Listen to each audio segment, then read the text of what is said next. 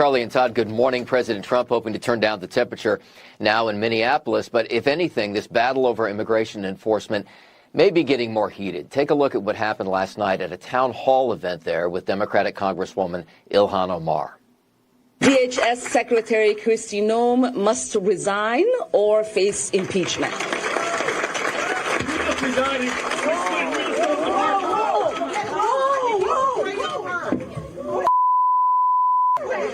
I don't know. Oh my God! Oh my God! Oh my God! He sprayed something on her. I need a napkin to know nothing. No, we'll go. No, we will continue. No. Ilhan, you need to go get checked. No, we will continue. I'm not gonna get away with it. Omar was confronted and sprayed by a man there in the audience. It's not clear what the substance was, and Omar later said she was okay. The man, identified as 55-year-old Anthony Kazmierczak, was arrested. No word yet on motive, but as you heard, Omar had just called for the firing of DHS Secretary Kristi Noem. She had also called for ICE to be abolished. President Trump yesterday traveling to Iowa saying he still backs Noem, even as he sent border czar Tom Homan to take over operations in Minnesota. With the shift in Minneapolis and Tom Homan going to Minnesota, do you still have confidence in DHS Secretary Kristi Noem? You brought up the success at the border. Look, you do. She was there with the border. Who closed up the border? She did, with Tom Homan, with the whole group. I mean, they closed up the border. The border is a tremendous success, one of the most secure borders in the entire world. Now, as for the attack on Omar, here's what U.S. Capitol Police are saying. A man is in custody after he decided to assault a member of Congress, an unacceptable decision that will be met with swift justice. We are now working with our federal partners to see this man faces the most serious charges possible to deter this kind of violence in our society. And Capitol Police, by the way, they say that threats against lawmakers rose by about 50% last year.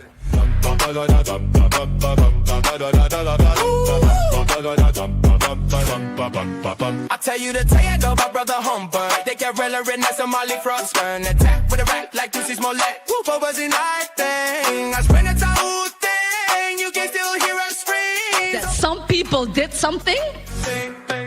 But guess what? Everything will be okay. What day that is. It's pop.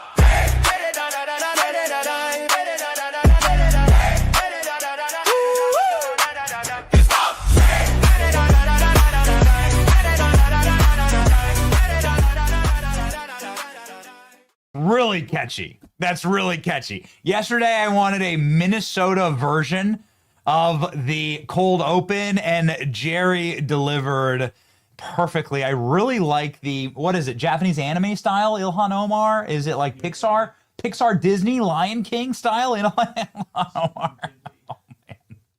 Yes, Studio Ghibli. Okay. Oh, we are dealing with a Jesse Smollett. That's what's happening now in the country. These people, man.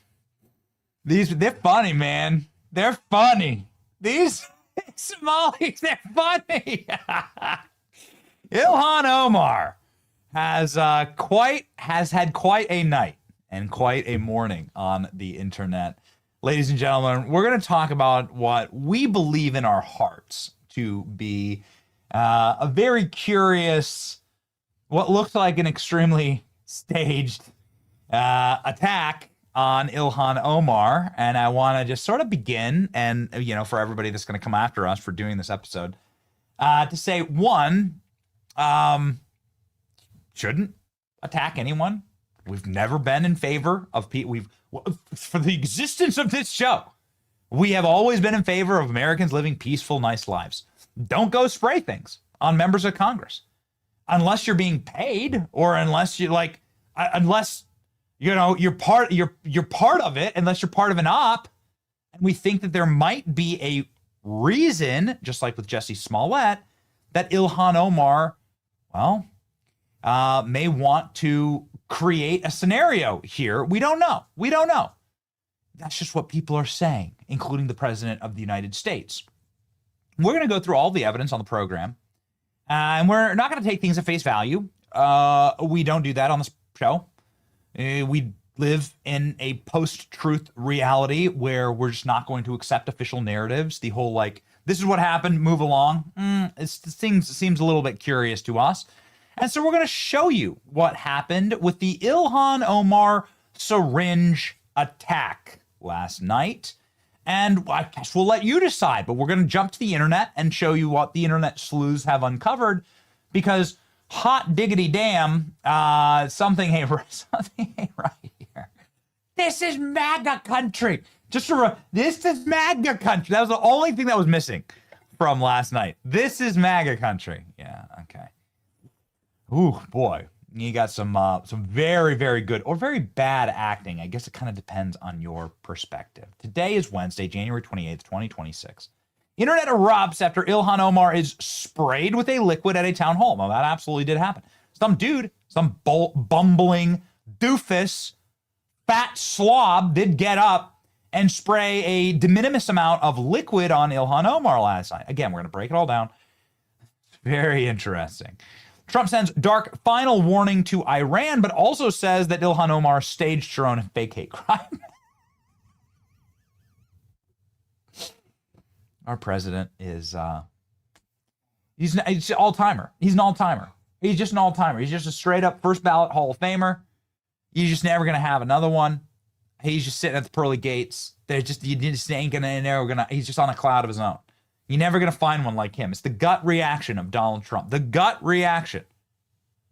Oh, wow, you're just telling me for the first time. Tiny dancer playing in the background. It was probably like that. Yeah. Because you'd be in jail. You should be in jail. That's right. That was very nice. You should be in jail. Tommy Tuberville, he's a senator. He's going to join the show.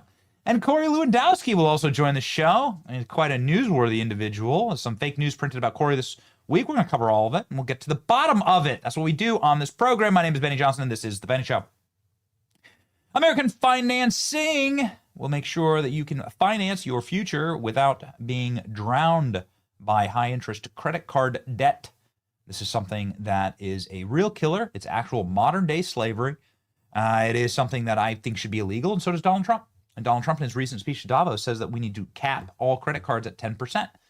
And this is something that I think would be widely popular with a ton of different people. But nonetheless, usury rates, get out from underneath them. American Financing can help you seize your American dream today. Call 888-528-1219. That's 888-528-1219. AmericanFinancing.net/Benny. That's AmericanFinancing.net/Benny. Okay.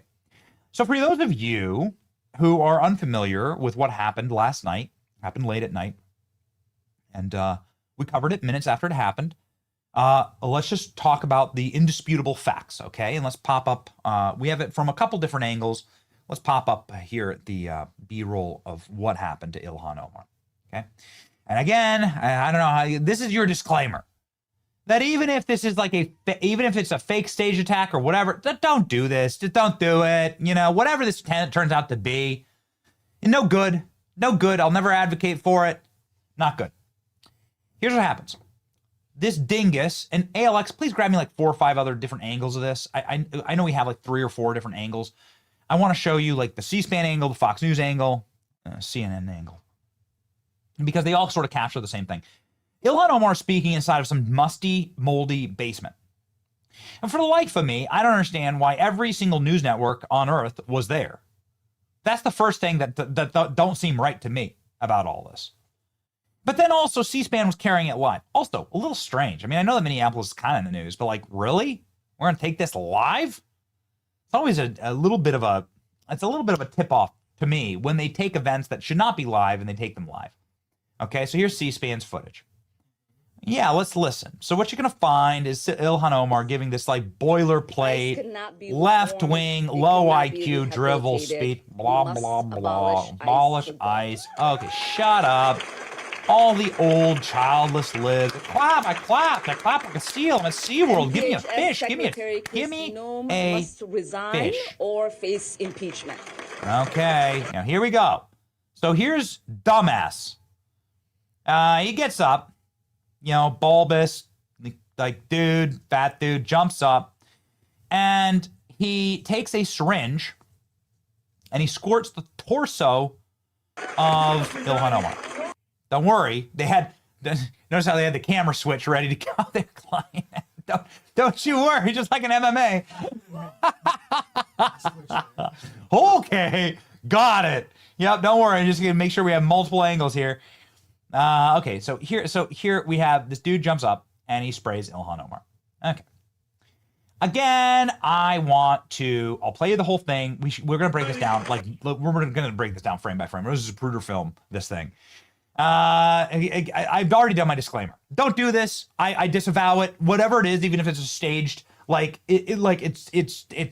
do it. Don't do it. If this does actually turn out to be real, I want to be on the record to say, like I said, no matter what, don't jump up and start spraying people with stuff or running after members of Congress and no. Okay, no. But now that disclaimer's out of the way, some very strange things happen here, and we're gonna jump into let's just do the top line 5 strangest things that occur at this event. 1, this individual, were he actually intent on attacking Ilhan Omar with some type of dangerous liquid, why would you spray it directly at her torso? Why would you run away then? Immediately jump out of the way and into the arms of Ilhan Omar's security, which he does. He literally runs right over to Ilhan Omar's security. It's very odd behavior for an attacker, okay? It's just strange. That is what it is, right? It is what it is. Matthew Thomas Crooks was aiming for Trump's head. I'm just saying, for an attacker, this is odd behavior. And then you have Ilhan Omar's behavior. Look at Ilhan Omar in this clip. She, instead of reacting like anyone would react, like any human being would react when you get sprayed with a strange liquid. Dude, if I walked up to you, wherever you are right now, if you're sitting in a cubicle, if I walked up to you and you are in the toll booth that you're working in, or in a drive-through lane, or wherever, if you're just at your home on a couch watching this, and I hit you with a Windex bottle, from a Windex bottle, your first reaction, even if you see that it's Windex, is going to be what? Whoa. Get that off me. I got to change. Get that off again. What are you doing? Back up, revulsion that you've been sprayed with some strange liquid. It's Windex. Okay? Ilhan Omar's reaction is not to recoil at all. In fact, her reaction is to run toward what is allegedly a deranged lunatic man who wished to commit some type of horrible harm to her. What? Wait, what? Ladies out there in the audience, are you serious? Does this even remotely resemble human nature at all? That Ilhan Omar just runs toward her attacker? Then it gets insane, okay? So even if all of her initial reaction was all off and all of her instincts were sideways, Ilhan Omar then goes to her security. I'm going to play you what happens, okay? I just broke that part down because it happens in a time span of 10 seconds. Here we go. Let's watch. Impeachment.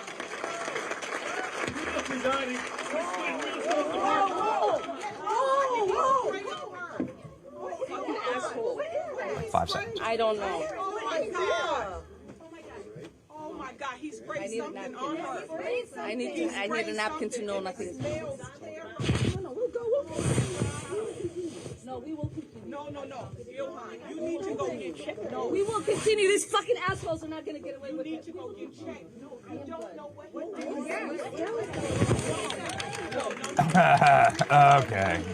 Okay. That's whatever it is smells so bad. She needs to go get checked. I don't know That's what that That's was. what they want. Please don't let them know. It's not about him, Ilhan. Ilhan, it's not about him. It's about Ilhan. your safety. No, he sprayed something on you. Ilhan. You need to go get checked. Yeah, and it smells terrible. We're going to keep talking. Just give me 10 minutes. Just give me 10 minutes. I beg you. Please don't let them have the show. Please don't let them have the show. Please don't let them have the show. Don't let them have the show. Here is the reality that people like this ugly man don't understand. So stunning and brave. We are Minnesota strong, and we will stay resilient in the face of whatever they might throw at us. Oh, it's almost like she had the script written. It's like she had No, somebody check her notes. Does she have that line there written and ready? Everybody settle down. Look at all the finish my cameras. remarks. Look at all the media. It is important for me to continue to lead my Democratic colleagues in demanding her. Okay. All right. So now let's break this down just a little bit more, shall we? I wanted to play that for you. I'm sorry. I feel the instinct to stop it every other frame, like a Zapruder takedown, and I mustn't. I must show you the full thing. That's how it played out. There are multiple angles of this, of course. You can see it here. This is how it played out on Fox's tape. Let's go ahead and listen. Here you can see some of the liquid sprayed at her. Face impeachment. Watch this. See that? You see some of like the what looks like kind of clear or yellowish liquid that like. And then she goes and runs after him. Okay. This reaction defies all like not only like human instinct, but also self-preservation logic, which is really like the major drivers of all of the human race. And so let's dive into it. Ilhan Omar, after being sprayed with what could have been the bubonic plague, what could have been, there's acid attacks in the Muslim world. This happens all the time. Klein, would you please pull up Grok, the acid attacks in the Muslim world? Oftentimes, women are sprayed with horrible acid that could kill them, that scars their face for life. This is commonplace in the Muslim world. Who knows what this could have been? Is this anthrax? Is it SARS? I don't know. It could be the worst type, again, the worst type of acid that eats through your skin and kills you. Look at that. Thousands and thousands and thousands of acid attacks reported in the Muslim world. Bangladesh, Pakistan, Cambodia, India too. Look at that. Wow. Who knows what it could have been? Could have been terrible. We're not asking for that. We disavow it. We disavow this. We disavow it. Okay. But like what I'm saying is it could have been something very bad. We live in the modern era.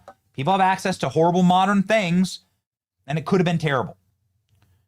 So instead of going to immediately change clothes and then go to the hospital, obviously anyone with self-preservation instinct would say, I'm going to wash my eyes.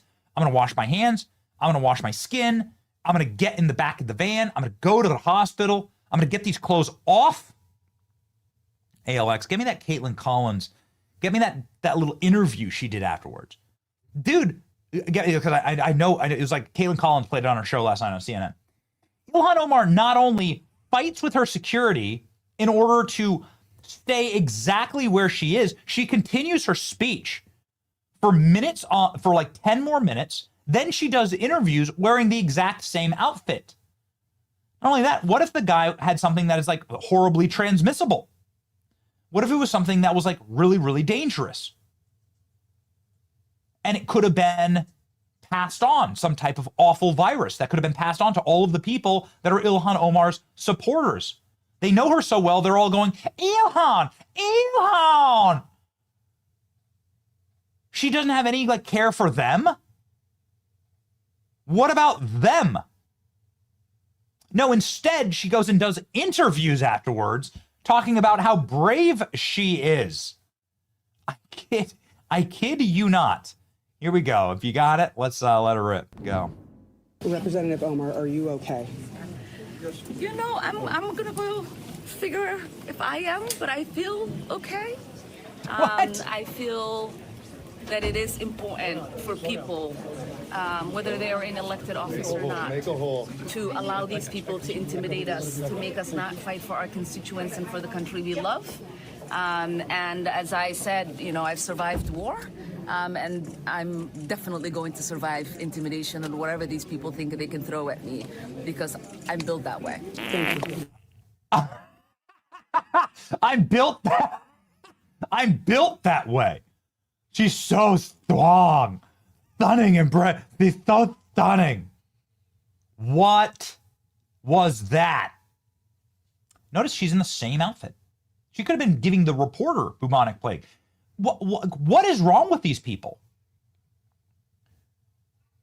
Unless maybe they knew that there was nothing actually dangerous at all.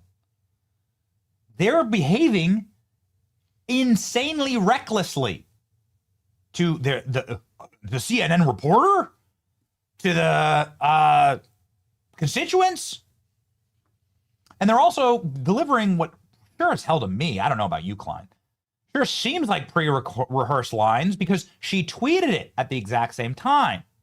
Same time this was happening, Ilhan Omar goes up with the same lines on Twitter, literally the same thing she had said to the report, a microphone, and now here. I'm okay. I'm a survivor.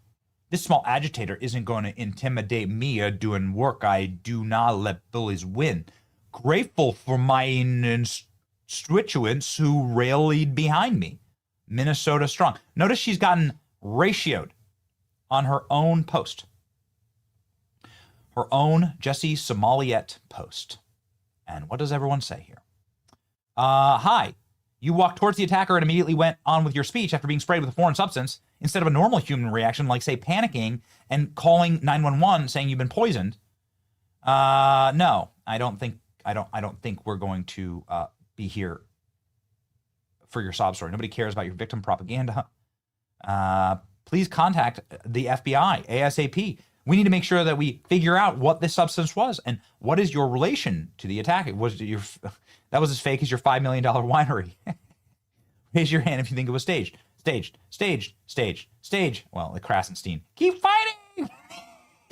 Staged. Who's taller, the Krasenstein or Ilhan Omar? I don't know. I'm a survivor. You got sprayed with a tablespoon of harmless liquid. Calm down and drink a nice bottle of fake wine. Now, people are saying fake wine because earlier this week, we exposed Ilhan Omar's fake winery. Many people are noting, this one sends me. Many people are saying that maybe this is Ilhan Omar trying to distract from multiple federal and congressional investigations into where the hell all of her money came from. You know, Ilhan Omar did become the single fastest, richest person in the world. In a short time span of like 5 years, she went from a negative $65,000 net worth, that's because of car loan debt and student loan debt, we've studied this extensively, to being worth something like $30 or $40 million. My goodness. How did that happen? Exactly. How'd that happen? We found something very curious when we investigated Ilhan Omar's fake winery. We'll play you that in just a second. But I'm not done breaking this clip down yet. You thought we were going to like just go easy on this. We ain't going to go easy on this. Here we go.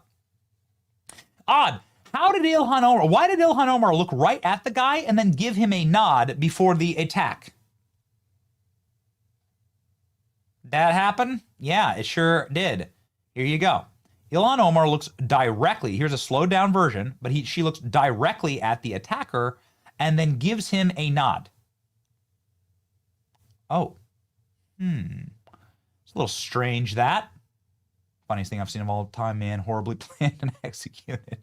I like how she nodded at him before he sprayed the stuff. Staged. Also, he sprayed it directly on her torso instead of her eyes, where an actual lunatic would spray it.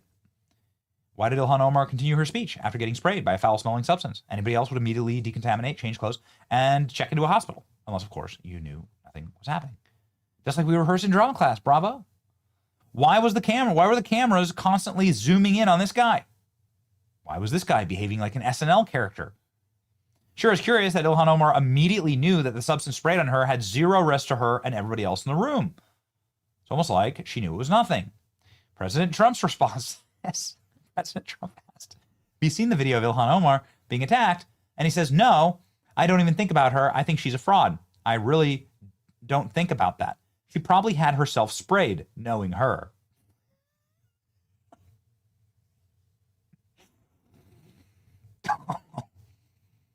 We don't deserve him.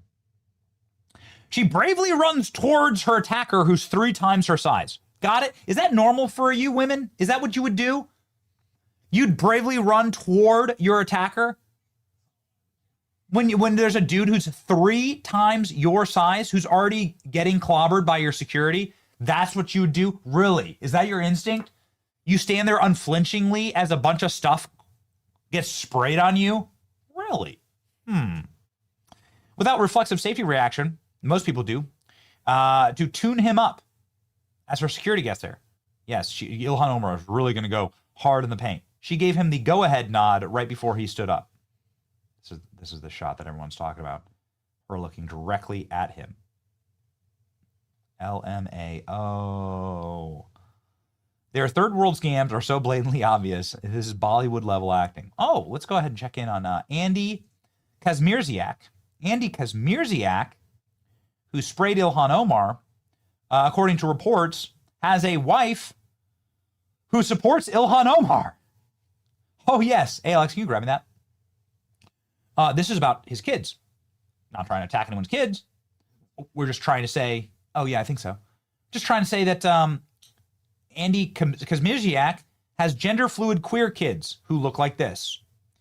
Is this what, like, your kids look like if you are ultra-right, far MAGA? Really? Really? Huh. This is simply a report out about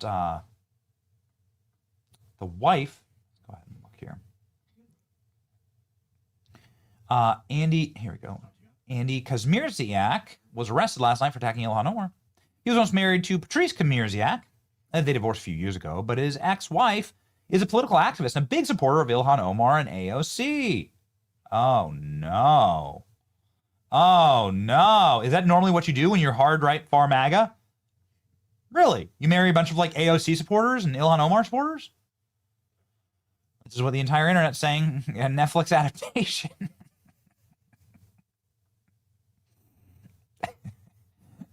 We will continue to having speech. Oh, no. This is MAGA country. Oh, no. Yeah. Man sprays an unknown liquid on a member of Congress and no immediate evacuation, no hazmat, no emergency decontamination. In any age where biological risks are increasing, you just stand right there and just do nothing? She just act like she finna fight him? She fake played tough? Like they were trying to do like the fake. They were trying to do Trump. They're trying to do Pull Butler. That's what they were trying to do. Can we get this? I want to play a little bit of. I want to play a little bit of this. I don't know. Do I have? You don't have audio on. Grab that. Yeah. I don't know what's funnier: video of Ilhan Omar pretending to be sprayed with a syringe, or the fact that everybody knows that it's staged. The clip that's making this is the photo that's making the round. Yeah, everybody's saying the same thing. Like these aren't like right-wing accounts, but they're like none of this adds up. She runs toward the man twice her size. The man immediately retreats. Not something you do if you're attacking somebody. She looks right at him before it was coming. She doesn't care about the liquid afterwards. She doesn't even try to clean herself up. Guy was on point, perfectly archetyped, was perceived as white American male. Very strange. Here comes Mike Davis. A third-degree assault charges. Attacking a member of Congress is a federal crime. The Justice Department must fully investigate the attack. The FBI must interview the suspect along with obtaining a material statement from Ilhan Omar. Nobody is above the law. People are making Disney magic at this moment. Okay, and Terrence Williams also making Disney magic. Here we go. And this was staged. I don't care what nobody say. Watch. Must resign Wait for or it. face impeachment. Lights, camera, action.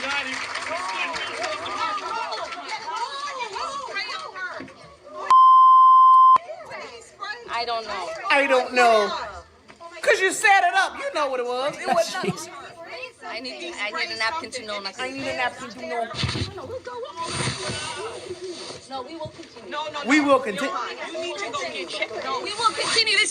So We're not gonna get away with you gonna continue. So you're not gonna run to the bathroom and wash it off.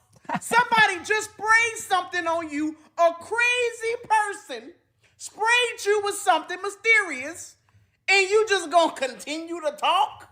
You got to be crazy. Y'all, this is staged. It was set up. I'm sorry. If somebody, if you spray me, I don't care if I know you. If you randomly spray me with something, I'm running to the bathroom. Right. So I'm washing my eyes out. Correct. Okay? I'm calling the poison control center. I'm not just gonna continue about my day like nothing happened after some random person sprayed me with something, some crazy person at that. Y'all, I might have been born, but I wasn't born yesterday. I wasn't born last night. I'm not boo-boo the foo-foo. Nobody, literally no one in this world would just allow some crazy person to spray something on to spray them with something, and then they don't wash their face, they don't wash off their skin, they just continue about their day like nothing happened. Seriously? A normal person would have ran to the bathroom. Why didn't they take her to the hospital? She is a congresswoman. Why wouldn't they take her to the hospital? It could have been poisonous. Why? Good question. You know why they didn't take her? Because they knew what it was. This is a good question. Why do I care more? This is like the Jill Biden paradox. Why do I care more about Joe Biden than Jill Biden does? Why do I care more about Ilhan Omar than Ilhan Omar does? What do I mean by that? Well, I've often called for Joe Biden to drop out of the race regularly because what they were doing to him was clearly elder abuse. Joe Biden didn't care. This audience cared more about Joe Biden and his health than Jill Biden did. What a monster. I'm the one who's sitting here going, Ilhan, get your butt to an ambulance and go to the hospital and ensure that you weren't sprayed with acid or bubonic plague or anthrax. I'm the one saying that. Why wasn't anybody else saying that? Why didn't Ilhan Omar have that instinct? She clearly loves herself a lot, but she didn't have that instinct. Ilhan Omar loves herself a lot more than I love Ilhan Omar. Yet I'm sitting there saying this just makes a ton of sense. And maybe it's because this was all a massive distraction play. I'm so thankful for Ilhan Omar. It might be the funniest thing I've ever witnessed in my entire life. Absolute worst execution of anything attempted since I was born. Not a conspiracy theorist, but the Ilhan Omar incident. Why did he spray the torso? Why did this teeny woman rush a much larger unknown attacker who wants to hurt her? Why did she make eye contact with him and nod before he attacked her? Why did she continue her speech? Decline medical attention.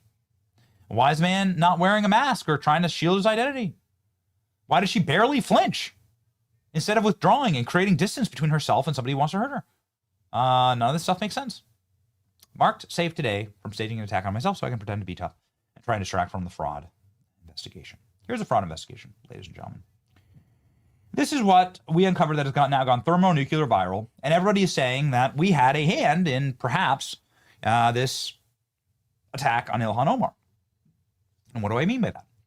I would never advocate for anybody to ever attack anyone. That's not what we do around here. But we do investigations, and we did find a skyrocketing net worth of Ilhan Omar tied to a fake winery. Now, why are Muslims owning wineries? It's not haram. You're not allowed to drink wine. You're not allowed to make wine. You shouldn't be allowed to profit under wine, like in Muslim law, obviously. So that's a little strange. Why would Ilhan Omar be down with that? I don't know. But she got herself a fake winery. We'll give you the short version here, but this is what's gone so thermonuclear viral. People say that what Ilhan Omar was doing here is trying to distract from not only this, but also multiple congressional and federal investigations into her skyrocketing net worth. Here we go. I just investigated Ilhan Omar's official financial disclosures, and what I found was so dark and criminal. I don't know how she gets out of this without going to jail. Have a look at this. Here's Ilhan Omar's financial disclosure from the Congressional Record, year 2023. I want to bring your attention to this company right down here, Est Crew LLC. This is a winery in Santa Rosa, California, It's not doing that well. The total value of the winery is listed at $15,000, and Ilhan Omar's barely making any money off of it at all. Hardly enough to pay a parking ticket. Okay, that's fine. Nothing really mysterious there. Businesses fail all the time. But go ahead and look at her filing for 2024, and you'll find that Est Crew Winery, the same company in the same location, is now worth $5 million. That's incredible, up from $15,000. And now Ilhan Omar's making enough to pay rent. So this must be one of the most successful companies ever. Let's go ahead and check in on this winery. You know, maybe we could buy some wine. I like wine. Why not? Let's see if we can buy some Est Crew Winery. Here's Est Crew's social media Facebook page. You'll see here that the last post, oh no, was in 2023. Wasn't this the year that they were supposed to, go really big and make Ilhan Omar millions of dollars? Same thing on their Instagram, and they don't have an X. So let's go ahead and check their official website. What is Est Crew? We are winemakers and memory curators, okay? Est Crew Winery has a bunch of brands that's led by these people, creators of eye-catching labels. So I'm sure I can go and get some of their wine, right? Well, they don't have any activities here, so maybe I could just go to their location and buy some of their wines, or maybe give them a call. Let's try and go to their location here. This is the Google Street View of Est Crew Winery, and what you'll find here is an empty parking lot. Doesn't actually look like an operational business. Certainly isn't the same name. So, okay, let's go ahead and give them a call. See if maybe they pick up. Let's go ahead and call the number on the webpage. Let's go ahead and give them a call and find out. Oh no, user busy. Let's try that. Okay. Well, I've done this like 20 times today. Okay, so that didn't work. Is there any wine in this wine company? Is there anything about wine? Because I see like stuff about events, but like, what is this exactly? Aren't you supposed to sell wine at your wine company? Where are your wines? Oh, there are no wines. You wanna know why? Because this is a fake company. Rep. Ilhan Omar's husband accused of swindling investors in their California winery. They stole millions from cannabis growers. You can see here's the lawsuit right here, saying that Tim Minette, who's Ilhan Omar's third husband, no relation, swindled his investors and defrauded them. How did Minette get this relationship? Well, the current Attorney General of Minnesota, Keith Ellison, used to work for him. Isn't that curious? Keith Ellison, the same guy who refuses to look into any of the Somali fraud. So this company was sued for being a fraudulent company. And the New York Post says the exact same thing, as the House is now probing the mystery of Ilhan Omar's skyrocketing wealth. They said that Ilhan Omar went from being one of the poorest members of Congress, worth negative $65,000, to being one of the richest, worth $30 million. Here's a rare photo of one of their wines that they allegedly made, The Devil's Lie. But the entire company is actually a lie. It's not a lie to Ilhan Omar, though, because she's able to list an enormous amount of her income and an enormous amount of her net worth to this fake winery. This winery is not worth $5 million. The winery doesn't even exist. It's fake. It's fraudulent. They need to investigate this right now. This is a lie. And maybe, it's the devil's lie. Come on! That's fun. That's been seen by tens of millions of people, and we're being credited in some part with causing quite a bit of stress in the Ilhan Omar camp, something that we're quite proud of. There are legal ways to do this. Again, Ilhan Omar is under multiple congressional investigations. President Trump said she's under federal investigation yesterday. Something that you don't need to investigate, because you know that gold is a great investment. If you invest in physical gold and silver, then it is going to carry you in through the golden era. We've been telling you this for, now more than a year, for years actually, on this program. And, what happened to gold prices? Exactly. What happened to gold prices? I mean, look at this image up on Klein's screen right now. This is an image. This is This is solid gold image right there. I don't know. Are the Oscars actually gold? Are these called the Juicies? The Juicies? The Juicies? The Juicy Sommelier? Ladies and gentlemen, invest in gold. It's rocketing to new highs. Right now, Advantage Gold is America's #1 rated precious metals company. And their powerful IRS-approved strategy that is 100% legal and 100% smart can flip your 401k or IRA into physical gold and silver, and you can do it right now. Text Advantage Gold today. Benny to 85545 right now. That's BENNY to 85545 right now, and you'll instantly get your free gold kit. Don't wait. The gold rally is breaking records. Text Benny to 85545 right now. Well, ladies and gentlemen, we have texted our friend, Senator Tommy Tuberville, and I hear that he is locked and loaded and ready to go. Let's go to the senator.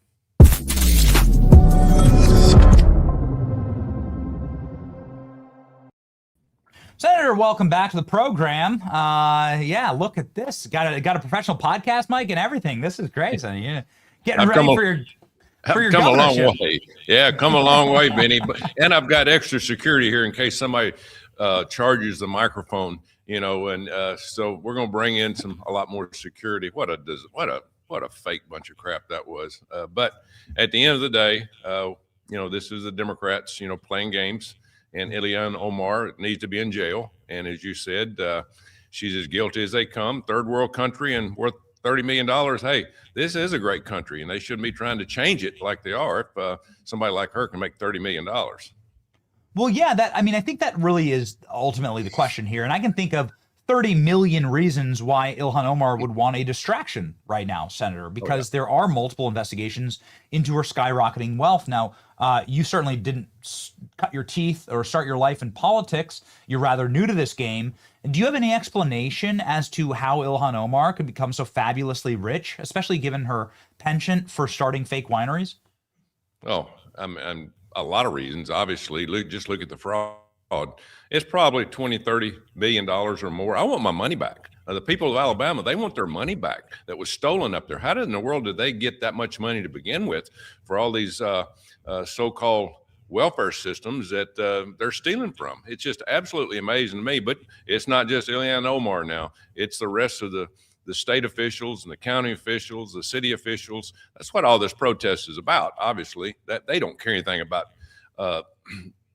illegal immigrants. They could care less. They want to protect the sovereignty of what they're doing and be able to continue to steal and elect people that are absolutely ill prepared to do anything. So it's just, that's our country. We're living in a country now, Benny, that's out of control. Thank God for President Trump taking all of them on at one time.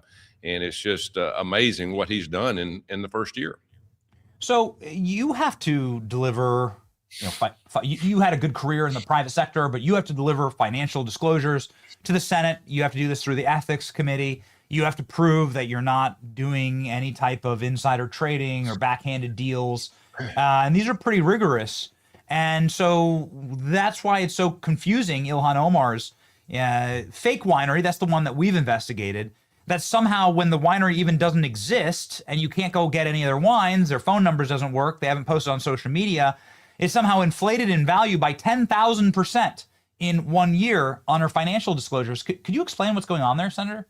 I'd love to see her tax forms, how much taxes she's paying on all this. I put my money in a trust, and I did make a little money coaching. People know coaches make pretty good money nowadays. Not a whole lot, but what I was able to save up over the years, I put it in a trust, and I have professionals invest in that money. I have nothing to do with it, and that's what everybody up here should do at the end of the day, because everybody gets accused of insider trading. I'm on the Ag Committee. I'm on the Veterans Committee, Armed Services. I deal with people all the time. But I can see how some people could twist it and try to make money out of this. But again, at the end of the day, if you just look what is going on in Minneapolis, there's a lot of crooks up there, and it's just not her. And it's just not in Minneapolis. Look at California. We're going at the end of the day. End of the day, Benny, you're going to find California is the most corrupt place in the world. Not just in the country, in the world. When I first got here, we had a lady that was nominated for a position here. She was over during COVID the workman's compensation or workman's insurance, and she was defrauded, and she even told me this, defrauded $30 billion during COVID because of cartels. Have we seen any investigation of that? She admitted it. And by the way, the Democrats voted and nominated her and confirmed her in her position on President Biden's cabinet. That's the type of people we were dealing with when I first got here. So, yeah, I mean, we have a investigation we're right at the finish line, the 1 yard line.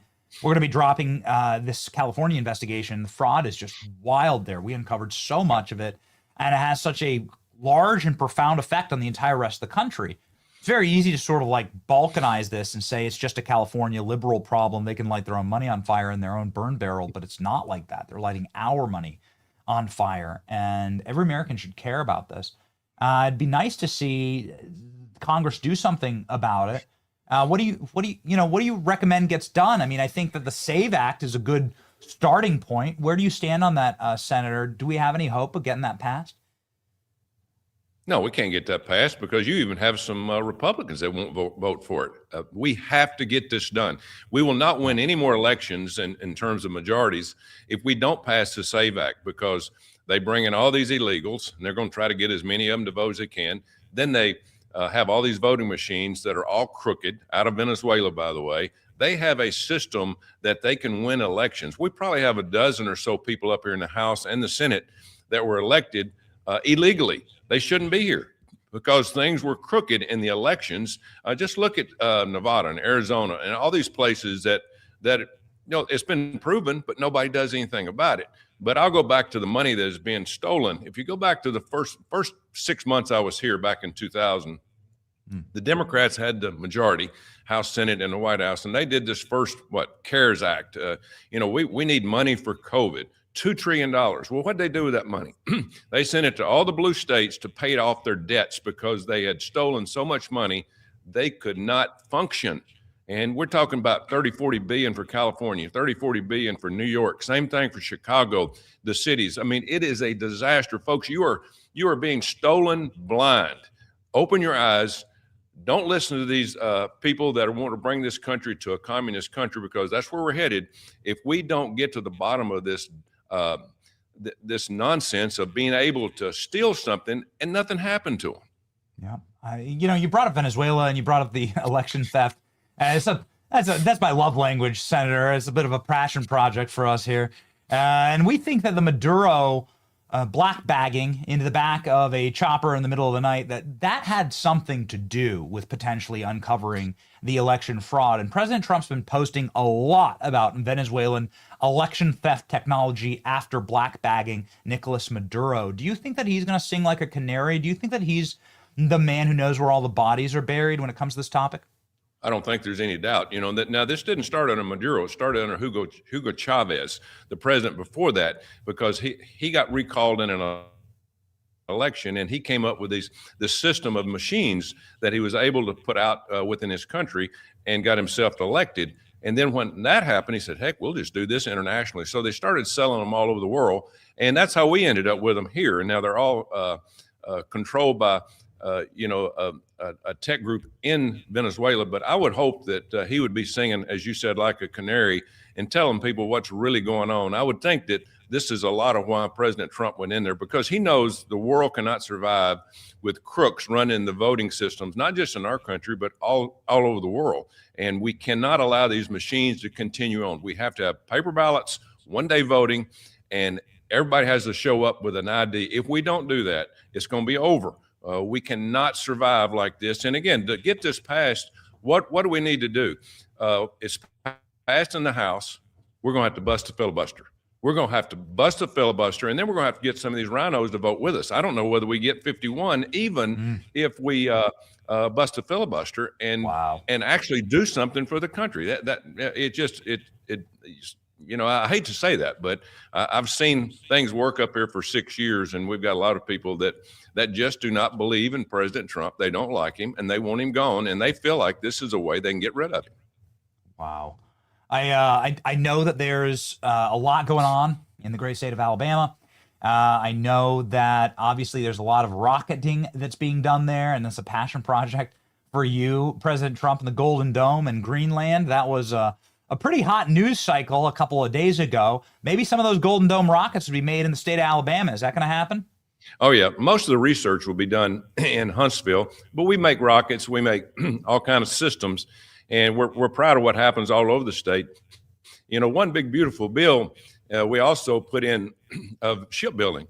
I mean, we got to get back to building ships. We are so far behind because of the 20-year war we spent over in the Middle East that we haven't we're behind Russia, we're behind China, and so we've got a lot of money in the one big beautiful bill that's going west of Huntsville on one of the rivers there to build ships and submarines, and it goes to show you that money was directed just for that reason, just to get back into the shipbuilding business. Roger Wicker in Mississippi, they build ships there. We have shipbuilding all over the world, but we haven't put any money in it. We haven't kept it going like we should have. So we got a lot of work to do. I'm proud of what we do in Huntsville in terms of the military, and we're going to continue to do that. And we're going to improve.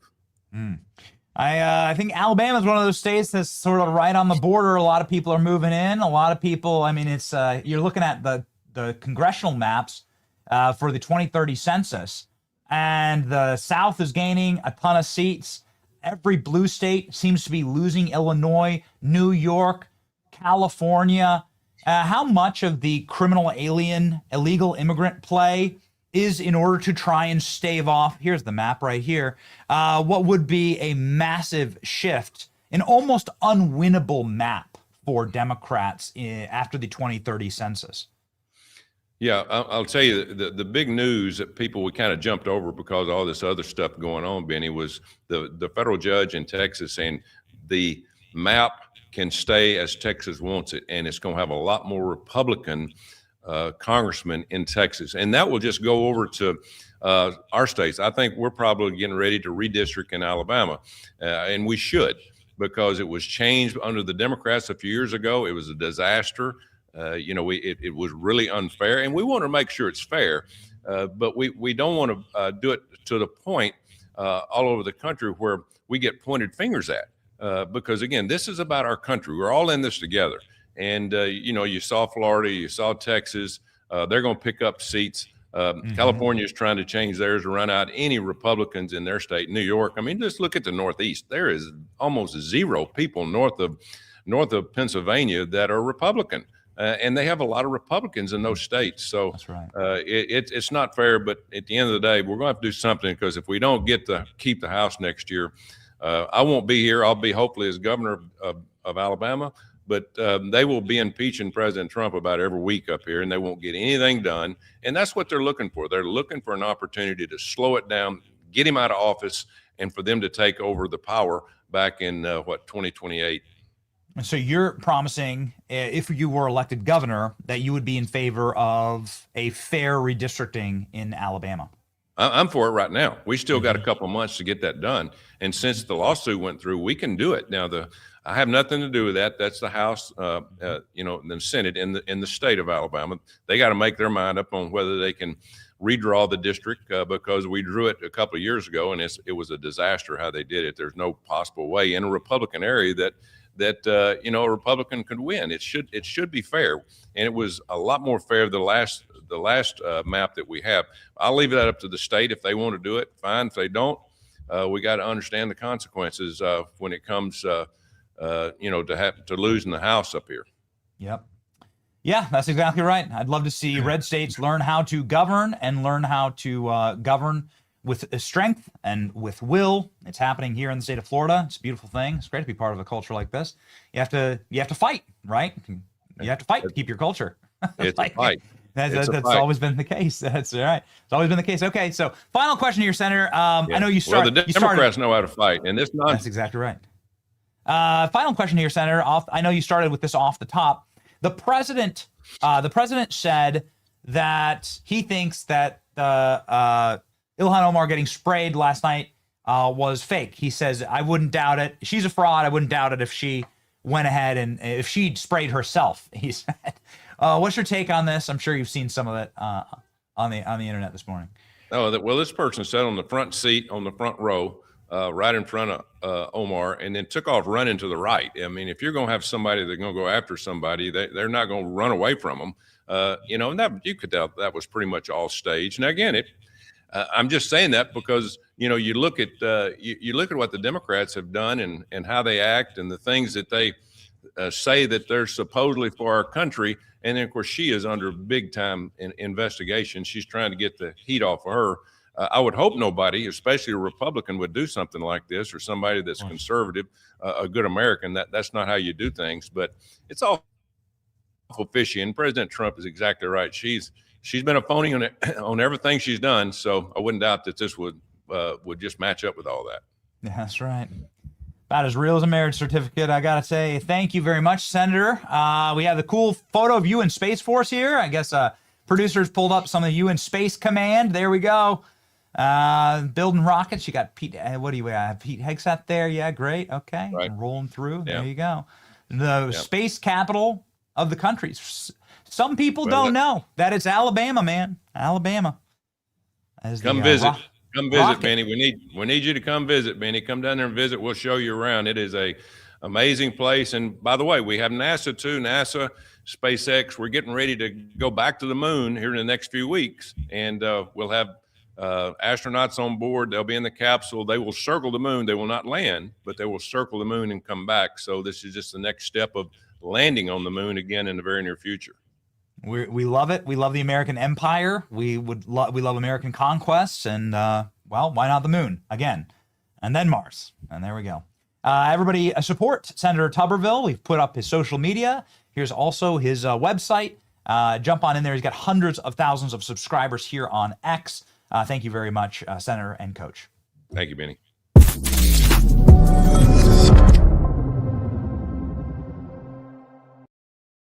Ladies and gentlemen, that was a great interview. Man, it's just great. It like keeps the blood going. You can still have members of Congress like that are so sound and are so well spoken and that just speak the truth and aren't scared of the truth and don't use weasel words and political words. It's great. That's what freedom of speech was built for. Patriot Mobile keeps freedom of speech, keeps us speaking freely, I think would be the right way to say it. Every single day, Americans make a choice in shaping our country's future, right down to which cell phone provider they use. Well, most people don't realize that Patriot Mobile isn't just a wireless provider. They're a Christian conservative organization that sells top-tier cell phone service. Get yourself some today. That premium service backs up our show everywhere we go. We'll be traveling tomorrow, God willing. We'll see. There's a lot going on in the world right now. We'll be traveling tomorrow. Gonna go to hang out with Melania Trump. More on that, ladies and gentlemen, in just a moment. Go to patriotmobile.com/Benny. Call 972-PATRIOT and use the promo code Benny for a free month of service. When you see our photo with Melania, I don't know if we're gonna get a photo with Melania tomorrow. It'll be from our Patriot Mobile device that we take this photo. patriotmobile.com/Benny. Call 972-PATRIOT and make the switch today. Okay.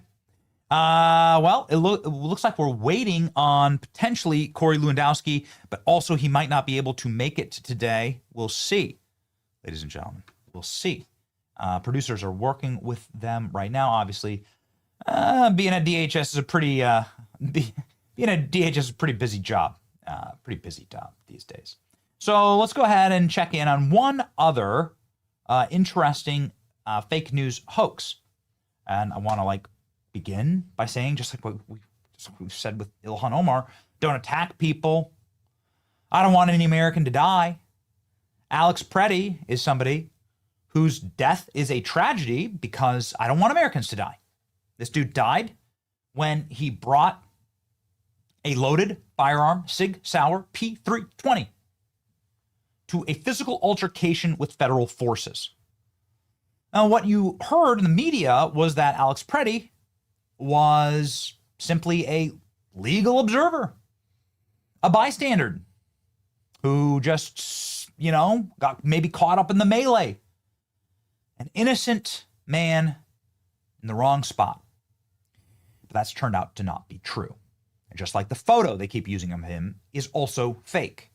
And I don't know why they're doing this, because I wouldn't do this. I lost somebody that I cared about a lot this year Charlie Kirk was killed, and he was killed, and it was on video. And it's also, you know, they're not the same. It's not, you know, apples and oranges. And I won't be lectured to by the people who celebrated Charlie Kirk's murder over this. I'm exhausted by it, by the way. But I will say that we weren't photoshopping Charlie.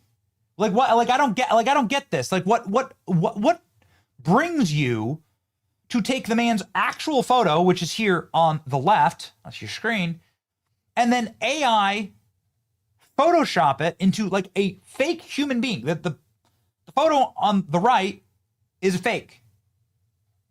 So you see the original and the edit. The media is using the edited photo. Why are they lying to you? If they don't even feel like they can use the real photo of the man, what else are they lying about? Well, it turns out that they are lying about some other things. Alex Preddy broke ribs in fighting with federal forces a week before. Turns out that Alex Preddy was part of a Signal chat group, that's according to multiple reports on X, that was targeting federal officials. What does this show? It just shows the behavior. I'm not saying that the man deserved to die, although you did engage in behavior that almost but surely guarantees a bad outcome. Much like you shouldn't spray members of Congress with unidentifiable liquid, as curious as all of that is, you also shouldn't bring loaded firearms to fighting federal agents. You can be all but assured that something terrible is going to happen. And that not just federal agents, cops, or anyone. Do you know people who can still carry? I sure as hell do, because I look in the mirror every single day. And let me tell you what happens when I'm concealed. I avoid fights. I avoid confrontations. Most people who are acting in a logical and sane way, especially when they got one in the chamber, although you shouldn't travel like that, most people step away, as far away as they possibly can, from getting pulled into some type of horrible confrontation where your firearm could get dislodged, where you could have a bad shoot, where somebody could misinterpret. You know, you want to be using lethality and lethal weapons extremely carefully and in a locked down way. Obviously, you're talking about life and death. Take this stuff seriously. But Alex Preddy didn't. And he also, after fighting with the cop, this is according to CNN, they broke the story. After fighting with cops and breaking a rib, Alex Preddy returned a week later to fight with cops again. And he was armed this time. I don't know if he was armed last time. This is bad behavior. This certainly isn't the behavior of an innocent bystander. This is the behavior of somebody who's quite militant, like a soldier, for instance. This is what CNN says. Here we go, ladies and gentlemen. Alex Preddy broke ribs fighting with federal agents right before he brought a firearm to go fight with federal agents. Days later, here we go. CNN is learning that Alex Preddy had a physical encounter with federal agents about a week before he was shot and killed by law enforcement. Sources tell CNN that Preddy broke a rib when a group of federal officers tackled him while he was protesting. Priscilla Alvarez is breaking that story for us. What else are you hearing, Priscilla? Dana, we're learning more details along with my colleague Jeff Winter about what exactly transpired a week before Alex Preddy was shot in Minneapolis and died this past weekend. Now, in this earlier incident, he stopped his car after observing ICE agents chasing what he described as a family on foot and began shouting and blowing his whistle. Preddy later told one of these sources that 5 agents tackled him and one leaned on his back, appearing to leave him with a broken rib. According to this source, and I'm quoting here, that source said, quote, that day he thought he was going to die.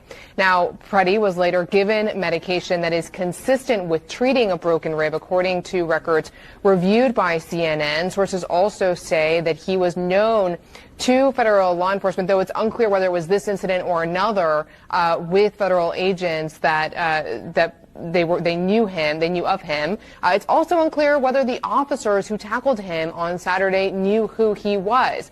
What we do know, however, is that federal immigration officers have been collecting personal information of protesters and agitators.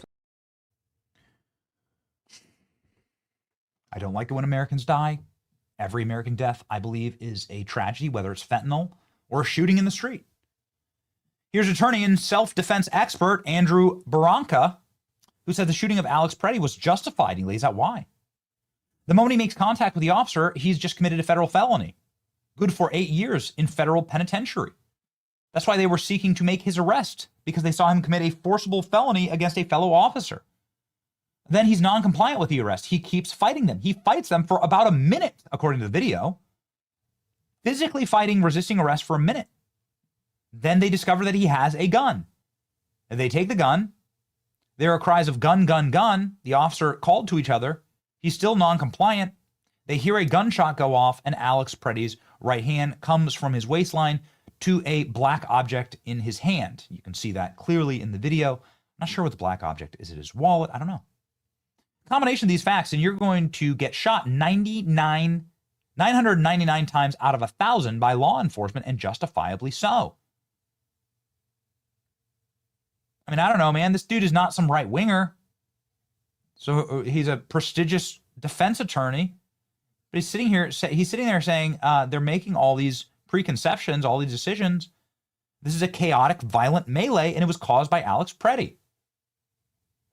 So, I mean, I don't know, man.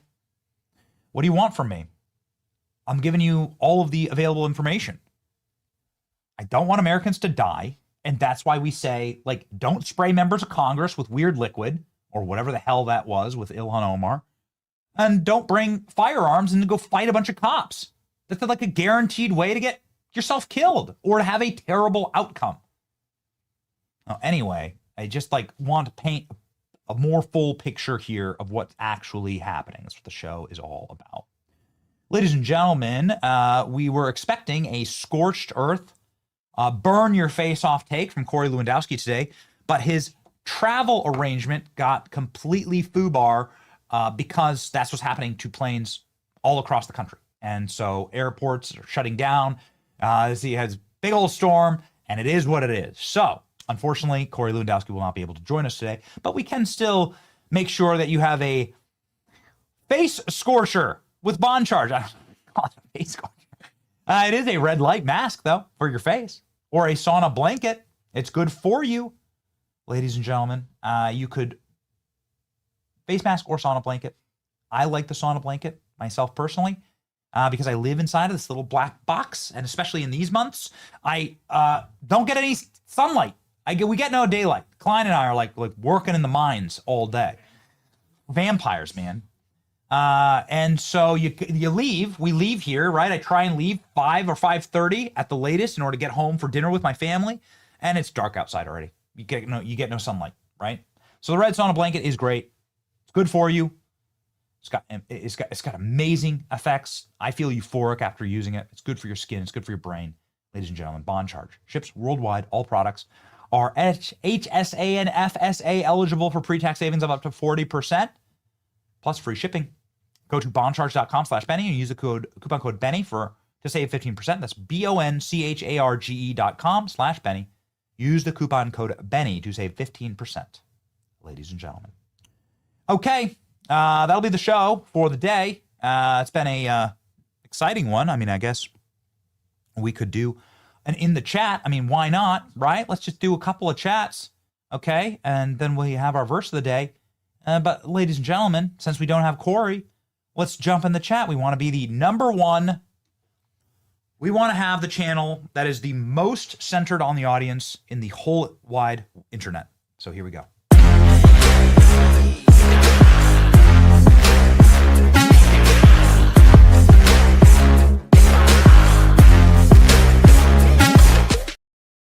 Okay, here we go.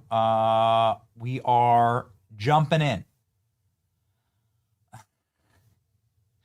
If y'all think Benny is late, try waiting 20 minutes every day for popcorn to planet during the Depp Heard trial. Okay, well, yes. We will not be 20 minutes late. I mean, listen, if we're going to be that late, we'll like send out a notice or something. We had, what were we, Klein? We were like 2 minutes late today. Only 2 minutes late. We apologize for being late. This is something that I've been railing at with Klein, is like, we need to be more on time for the show, and I apologize. Sometimes we come in here. Let me tell you what it always is. It's not us like dilly-dallying, you know, or like drawing or whatever. It's often there's breaking news and we're like reformatting a few things. I want to grab a couple tweets. I want to grab this or that. It's often something like that. And it's just like typical for the show because we do a breaking news show and we want to be fast and first. So that is what it is. So we're often just like grabbing elements. Sometimes, and this leads to major consternation and rage with some people at the company, we are changing the lead of the show up until like the minute we go live. And so that is sometimes what causes us to be a few minutes late, but we will endeavor in this new year, it's still January, we'll endeavor in this new year to be right on time, 10 a.m. Eastern Standard Time. New member, Kingdom Hearts 1, thank you for being a new member. Good morning, Benny Brigade and Patriots.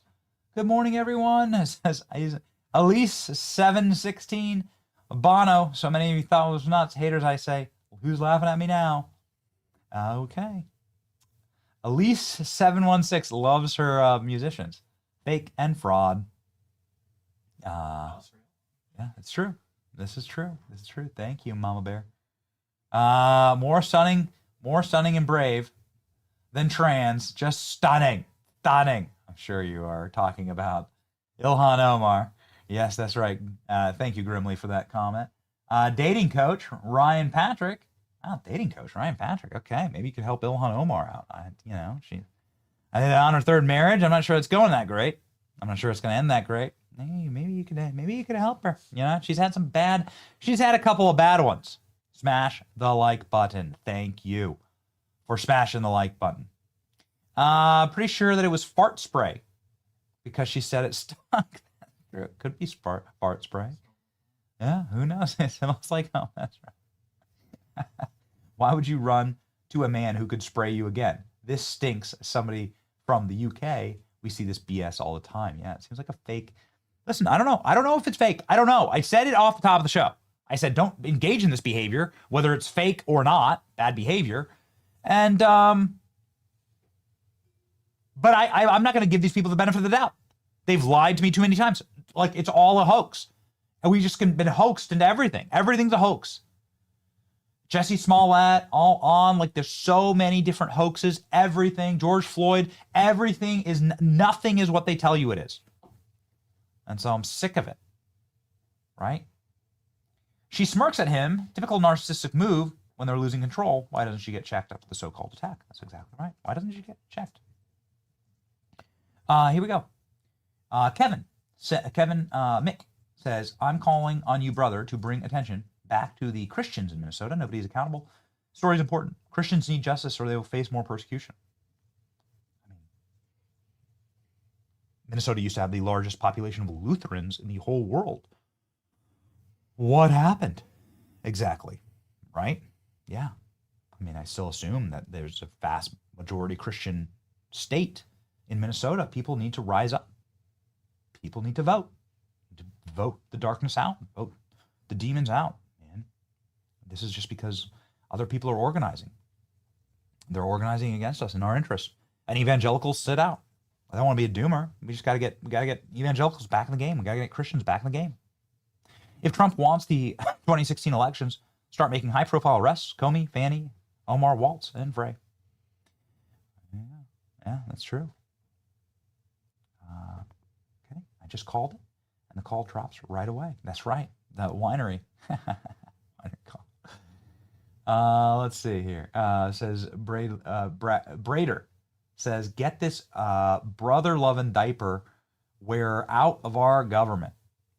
President Trump, who's actually live right now at an event, says Ilhan Omar's swaddling hijab. That's a statement from the president, now in the National Archives. These people are trying to martyr themselves. I do agree that it's bad behavior, right?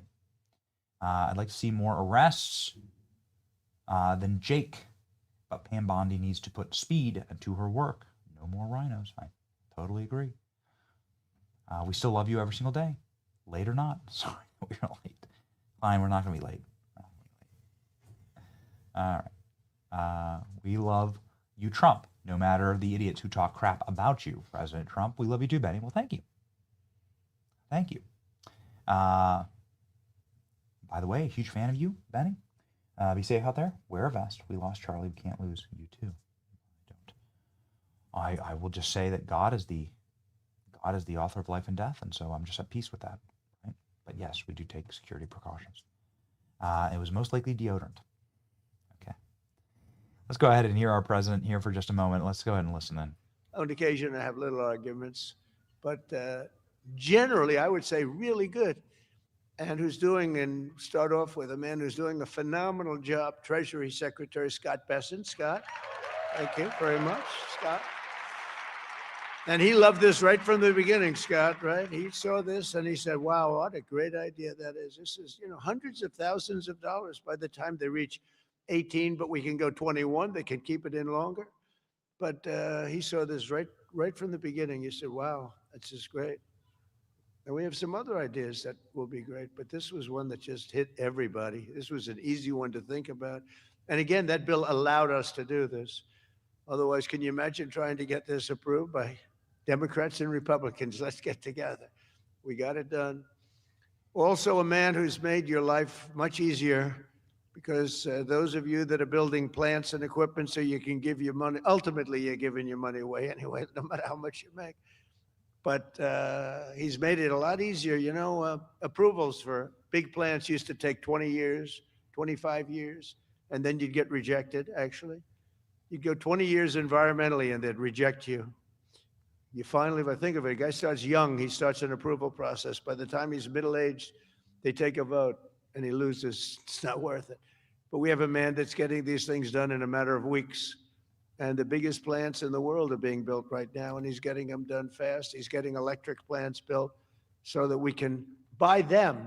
They're paying for them. They want to pay for them so they can open up their AI plants and they can open up their automobile plants, and lesser so. The automobiles, believe it or not, take much less electricity. You're going to have to tell me why you need so much electricity to create information. I said, what's your primary product? Information. Oh, I see. Information. It better be damn good information for the kind of money. But Lee Zeldin is a star, and he has been incredible. Thank you, Lee. And, I have to say this, Scott and I were talking about it. So Lee went out to California after the fire, which should have never happened if they would have let the water flow from the Pacific Northwest, which everybody's been telling them, including me. Now I just opened it up. We literally sent in the military to open it up. But if they would have let, you wouldn't have had the fires, because you would have had a little thing called the old-fashioned way, water in the fire hydrants, as opposed to empty fire hydrants. You would have had water, and most of the houses had the sprinklers on top. No, there was no water in their sprinkler in their living room. All those fires wouldn't have started. But they did start, and I will say that Lee, the most difficult permit was Lee. I went there a couple of days after the fire, met so many people on the streets who were, in many cases, fairly wealthy people, some very rich people. Some of the best houses in California burned down. And I said to them, so what do you want to do? They said, sir, we want to start immediately. Well, we'll get you permits. Now, the hardest permit, Lee, was the federal permit. Is that right? He got everything done in 20 days, right? The whole thing? Is that a correct statement or less? 20 days. So he got everything done, 100% ready to go. And I went for a meeting, and this mayor, who's a grossly incompetent person, she said, we're going to try and have the permits done within 2 years. Remember that? I got into an argument. I said, you mean within 2 days, right? She said, no. And I'm meeting all these people as I'm walking along the streets with the fire departments and the policemen, and they're all devastated. They're still smoldering. But they weren't even allowed to go in their property. The Environmental Protection Agency local said, don't go on your property, okay?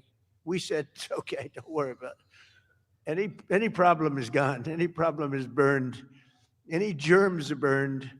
They're burned. They were burned. Nobody's ever seen anything like it, but all so unnecessary that it happened. But we got it all done in 20 days, the whole place. And yet now, still, more than a year later, they don't have permits. Almost nobody is building. So I haven't told this to Lee Zeldin yet, but I'm going to put you in charge of getting permits. I think we're going to override the local authorities because they're never going to have it. And when I was told that there's a provision where you can override the local authority to get things done, because it's really, to me, it's a national emergency. What they've done to these people is horrible. It's just horrible. And they'll still vote Democrat. Can you believe it? After all, it's just, they get used to it. Although I must say we converted many. We'll probably convert a lot more. But I just want them to get into their houses. And I don't want a big section of the area built into low-income housing. They want to put low-income housing right smack in the middle of it.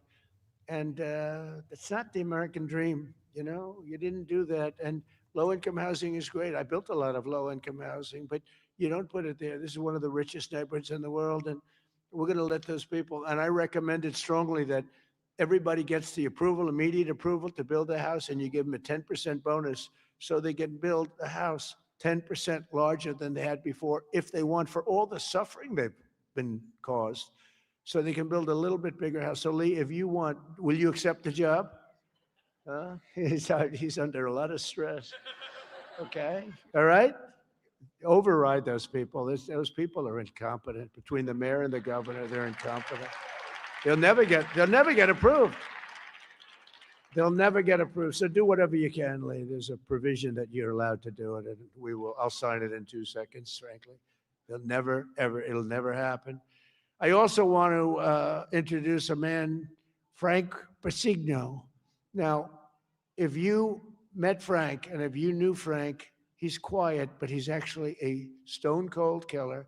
He was one of the biggest people in business. He would have been sitting with you. In fact, now he's got a better seat because he's working for the government. He's the head of a lot of things, but the job he's done in this country is great. And he's working on Social Security and a thing called the IRS. He's working with Scott on both of them, really, but the IRS in particular. And he is a fantastic man. Where are you, Frank?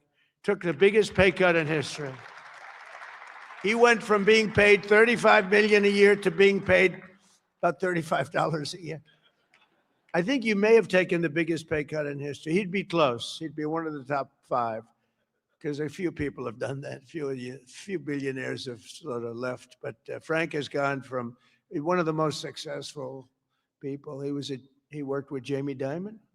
I don't think Jamie likes me too much nowadays, but that's okay. I never minded that. But Frank, you are fantastic, and you're doing a great job. We appreciate it. Thank you. And thank you to the family.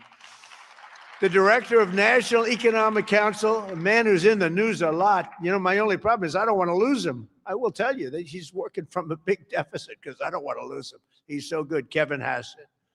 Thank you, Kevin. Thank you, Kevin. A friend of mine, a senator who has been unbelievable. She's a tremendous woman, married to a great football player. Her husband is a massive man. This guy, he played in the NFL, I guess, for 11 years. He was top of the line player.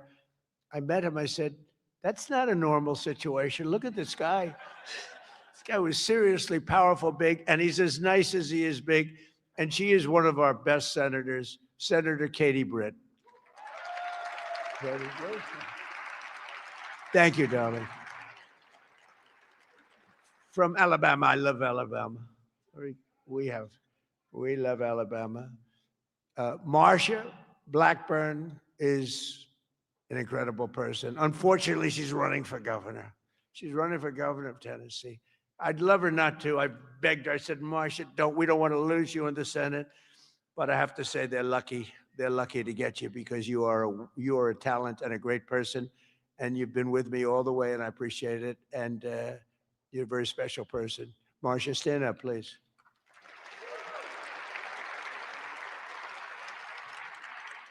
And a senator who's a friend of mine, you wouldn't believe that because we went through a rough campaign together. It was nasty. We got along so well, and we actually did joint rallies. Can you believe it? He wanted to get somebody action, so he's smart. He said, would you do a rally with me? But we did joint rallies, and the press used to say, will you ever, start fighting? I said, don't worry, it'll come. He said the same thing. Don't worry, it'll come. He's a very tough guy, very brilliant guy. In fact, when I said, because I had never gone into a debate before officially, my whole life was a debate, but I'd never debated before officially. And I said, let me find out about my competition. Who are these people? Because many of them, they were senators and mostly senators and governors. And I said, well, why don't we start with this guy named Ted Cruz? Let me, well, he was the best student at Harvard, #1 in his class. He was the best student at Princeton or something. And he was the national debate champion for 3 years. And I said, well, I don't like that. I didn't know that. I don't like that. And he was a very good debater. I will tell you that. He's a smart guy.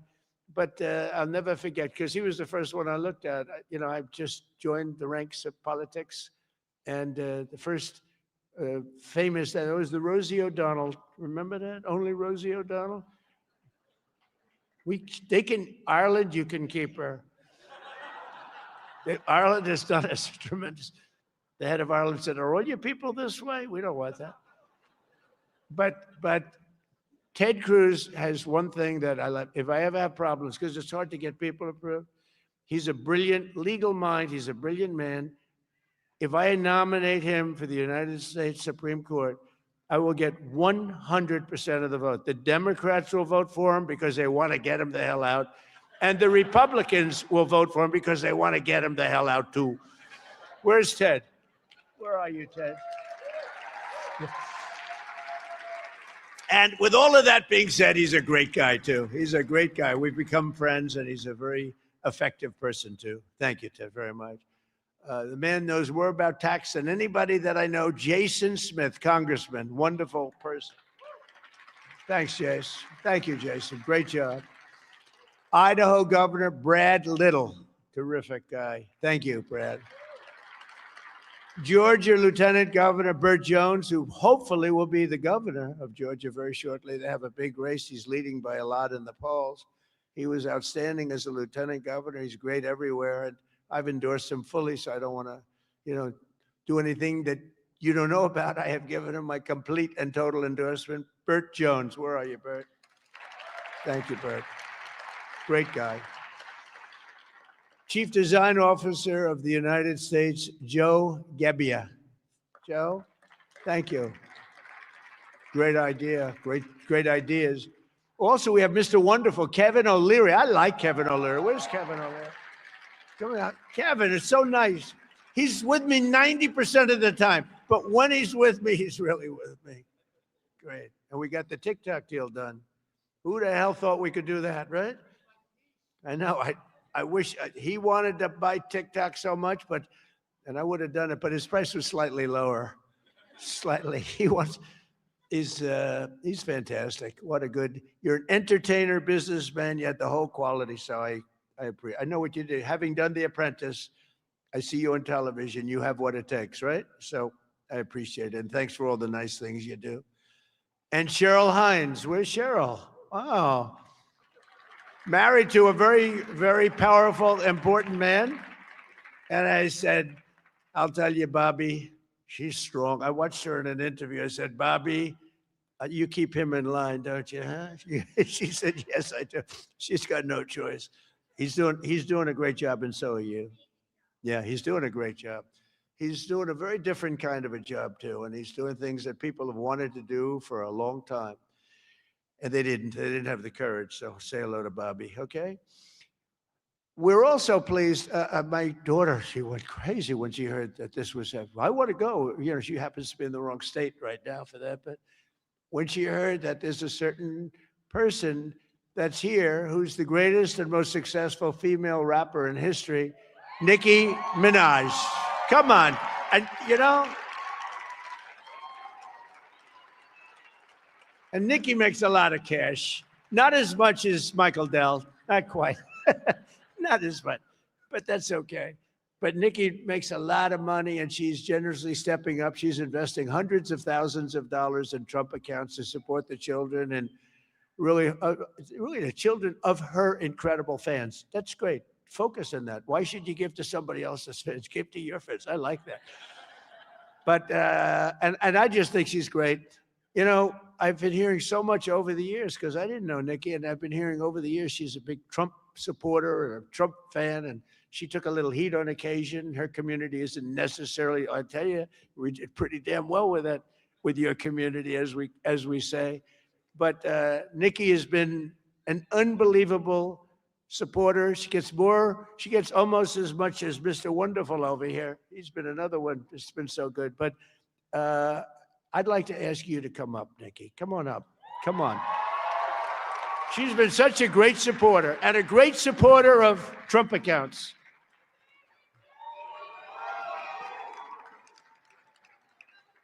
And I said, I'm going to let my nails grow because I love those nails. I'm going to let those nails grow.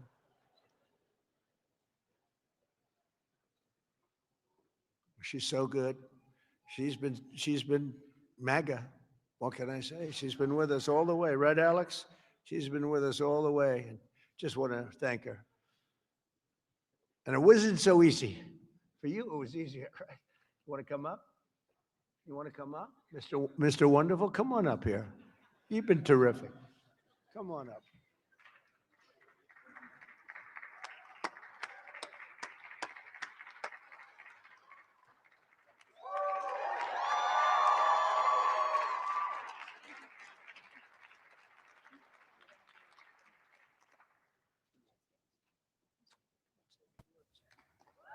Oh my.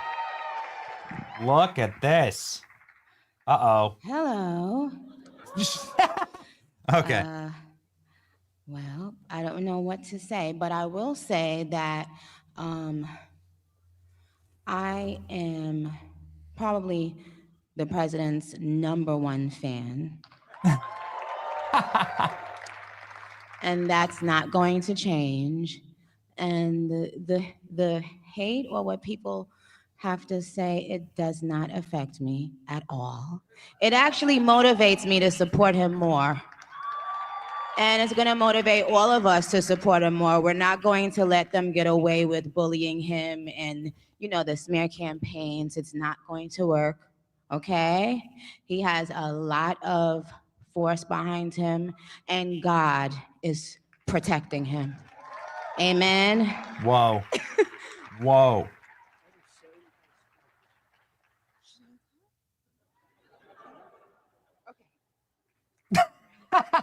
Thank You gotta love it. You just gotta love it.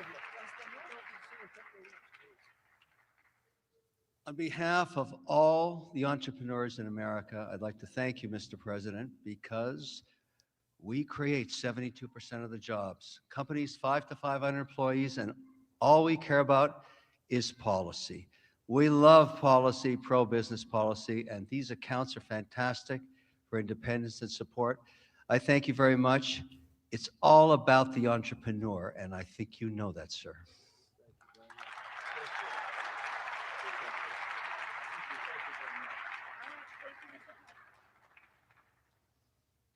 Well, that was great. A little interlude. I don't know. That's better than getting Scott Bessent up.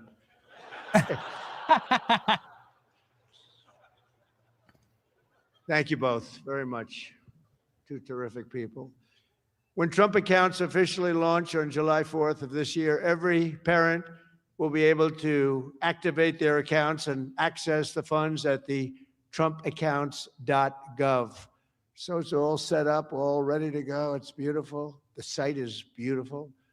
On that glorious day, we also expect to have commitments from generous private individuals in all 50 states, and they'll be making additional contributions for children in their own states. And already legendary investor Ray Dalio has pledged to adopt the entire state of Connecticut. That's pretty good, Michael. And thank you very much, Ray. Great legend. And today, one of the original advocates of this program has agreed to adopt his home state of Indiana, Brad Gerstner. And Brad's here someplace. Where's Brad? Come on. I think Michael and Brad, would you come up here, please? Come up here. I mean, this isn't exactly Mr. Wonderful and Nikki. But I think they might be worth more money than Mr. Wonderful, right? These guys are worth a lot of money. But Brad is donating, listen to this, $250 to Trump accounts for all children under 5 in Indiana. So every children, all the children under 5, 250, and he'll be donating tens of millions of dollars more in matching contributions to millions of children all across the country. He's going to make a massive donation already. We know what it is. Brad is not only one of the most successful business people, he's the founder of the Invest America Foundation. And he's been working on this idea for years. And he was the one, he went over to see Michael. Michael loved it. And those two were a hell of a team, along with Mrs. Dell, who's been so great, Susan. I also delighted to report that dozens of major employers have signed up to add the Trump account contributions to the employee benefit packages, including Uber, Schwab, Charter Communications, and many, many others. And just today it was announced that Intel, NVIDIA, Broadcom, IBM, Steak and Shake, Coinbase, Continental Resources, and Comcast have all signed up for really big contributions. So I want to thank them. I want to have you two guys come on up. Would you say a couple of words? Brad and Michael, would you say a couple of words? Only Indiana. You can't do bigger. We love Indiana, but you know, how about Indiana, Iowa? No, we appreciate it. Big numbers. Thank you. Thank you. Well, 4 years ago, we set off on a journey to reconnect every child in America with the American dream.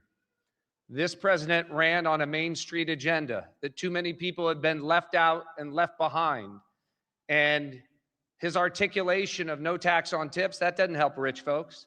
That helps those left out and left behind. No tax on Social Security, no tax on overtime. And when Ted Cruz authored the Invest America Act in the Senate, and Michael Dell partnered with me to bring the private sector to bear on this, we had the opportunity that this president was willing to sign. He immediately understood the impact.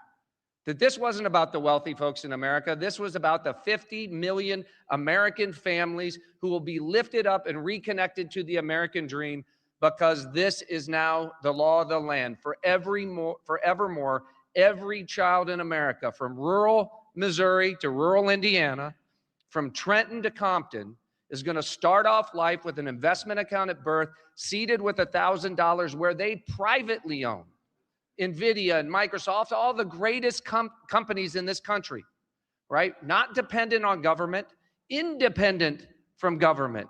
Not more socialism. The answer to more socialism is more capitalism. This makes every child in America a capitalist from birth, and it would not have happened without the leadership of our Treasury Secretary, Scott Bessent, without the leadership of the Speaker and Ted Cruz in the Senate, but most importantly, and every business leader in America will tell you this, for too long, they had no access in Washington to the White House. People didn't want to hear their ideas. This president is voracious in his desire to hear from America's leaders about how to make America better. This is citizen democracy at its best. An idea that started around a kitchen table in Silicon Valley makes its way to this day. I'm humbled and honored to be here, and I'm grateful for your leadership.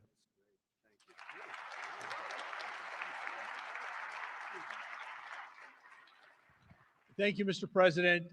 As you heard from Brad, the fact that this bill got passed itself was a miracle, and it creates a platform for communities, for families, for corporations, for philanthropists to add to these accounts. And in not too many years, essentially every child in America will have savings invested in the greatest companies in this country. And that will change the face of this country over the next 10, 20, 30 years. And we couldn't be more excited about this and the opportunity to make a difference. The best investment a country can make is in its people, especially in its children. And this creates an incredible platform for that to occur at enormous scale. And we're excited to see it all come together. Thank you all so much.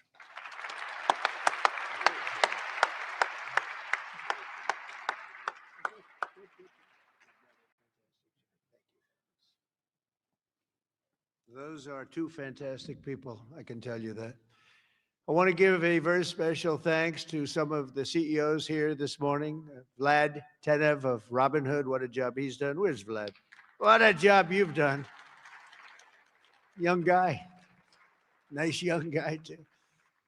Arjun Sethi of Kraken. Arjun, thank you very much, wherever you are. Thank you. Anthony Noto of SoFi Technologies. SoFi. Thank you very much, Anthony. Right. These are the ones you read about, and Bill Ackman is here, Pershing Square, and Hock Tan of Broadcom, and so many others that if I name them, we'll be up here all day. But I just want to say that what a job you've all done. Incredible job, everybody. Just about everybody in this room. Not everybody. I'm not in love with everybody, but a couple of them I don't like very much. But if they're here, I'm starting to like them a lot better because they're here for a very good reason. I'm officially calling on all employers all across America to follow the lead of many of these amazing companies and make matching Trump account contributions to benefit for the American worker, and they're going to benefit the American worker so much. This morning, I'm also pleased to announce that Visa is creating a brand new platform which will allow credit card holders to deposit their cashback rewards directly into Trump accounts. That's a big deal. Visa, thank you. Where's Visa? The head of Visa. Thank you very much, Visa. These initiatives could not come at a better moment because there's never been a better time to invest in the United States of America than right now. Who knew it would have happened this fast? I inherited a mess. We were a country that was laughed at a year and a half ago. We were laughed at. Now we're the hottest country anywhere in the world. Nobody even close. So, who knew this was going to take place this quickly? Right, Michael? I didn't think it was going to go that fast. I knew we were going to do it, but I thought it would take a couple of years at least. Just a couple of days longer than the first year. So it's really amazing. And just this morning, as I'm running out, I see the S&P 500 hit 7,000 for the first time ever. So I say America is back. America is back. Since the election, the stock market has set 52 all-time record highs, adding $9 trillion in value. And $18 trillion of investment is pouring into the country. It's going to be higher than that. Just over 1 year ago, we were a country that lost its way. We were mocked and scorned, and every American child will now be and have access to something that is really incredible, and they can watch directly the economic boom that's taking place. This is a boom that's taking place, the likes of which we've really never seen. I don't think people, get it yet. Not a lot of people. They don't get it. They don't see the thousands of businesses being built, the hundreds and hundreds of massive factories that are going up all over. But they're going to start to see it. They're starting to see it. I mean, if they're modestly intelligent, if they're very intelligent, they saw it about a year ago. With us today is Craig Smith, a fourth-generation family farmer and volunteer firefighter from Culpeper, Virginia, along with his wonderful wife, Heather. Craig and Heather have an 18-month-old son and a 1-month-old that they also welcomed just recently, twin boys. And they can't wait to activate Trump accounts for all three of their children this July 4th. Craig and Heather, do you want to come up here, Craig and Heather? Where are you, Craig and Heather? Come on up, Craig and Heather, come on up. Come on up. It meant so much to them. People write letters. Every once in a while you get a letter, it just hits you. Craig and Heather, come on up. Thank you. That's great. Wow, look at this family, huh? They're a rich family now. The kids are richer than the parents. This is the way we want it. Thank you very much. Wow.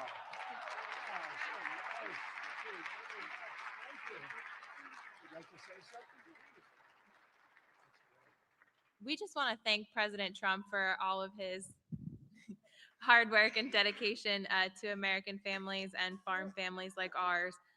Farming is not always easy, and sometimes margins are tight. So investments like this into our children really help us to buy diapers and formula and not have to worry about making financial decisions for them this early on. So thank you very much, President Trump. Thank you very much.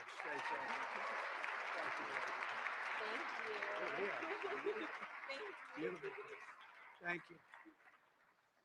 Thank you very much. So nice. Also joining us today is the Goins family from Fayetteville, Arkansas. Charlie works in manufacturing, and he's here with his wife, Savannah, his high school sweetheart. In 2022, Charlie and Savannah opened their home to foster care, really expecting to take in one child, but soon they were taking in a family of 3 siblings and formally adopting them. A short time later, Charlie and Savannah also welcomed a biological daughter. Trump accounts will give each of these children a much better start in life. And Charlie and Savannah, where are you? Are you down there? Do you want to come up? Come on up here, Charlie, real fast. We're holding up a lot of big business people. We can't hold them up. Michael will take back his donation. Say what? I want my money back. Come on up here. These are great families, but there's millions and millions of families that are going to be so amazed and so happy at what's taken place. Sort of a miracle, I think. Nice to see you. How are you? How are you? Oh, look at that. So nice. Hi. How are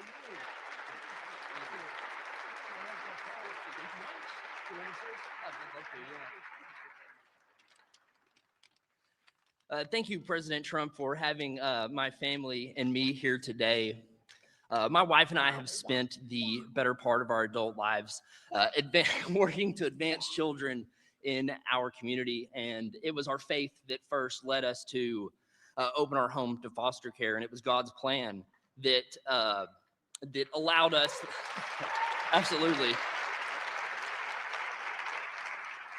And it was God's plan that allowed us to adopt 3 amazing children out of foster care, to welcome so many more, and of course, this past year, welcome our youngest daughter, Florence, into the world. It's through our experience that we've seen how opportunity, or the lack thereof, can really impact a child at the very beginning stages of their life before they even get a chance themselves. And that's why, my wife and I, along with some of the work that the First Lady is doing, we are working to help foster families, and foster and adoptive families, and personally in our state with protections and support in our home state of Arkansas. Every child deserves hope, stability, and a strong chance at a strong future.